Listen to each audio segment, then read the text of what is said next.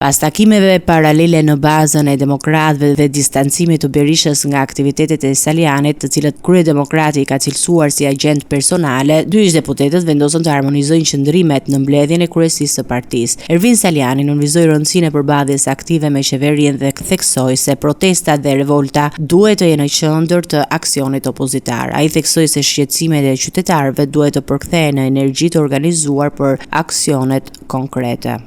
Është momenti që të fokusohemi tek protestat, tek revoltat, tek përballja me qeverinë dhe pa diskutim tek dëgjesa dhe dëgjimi çdo shqetësimi qytetar. Imagjinoni pasaj që duhet të dëgjojmë shumë si përfaqësues të Partisë Demokratike çdo shqetësim të çdo demokrati.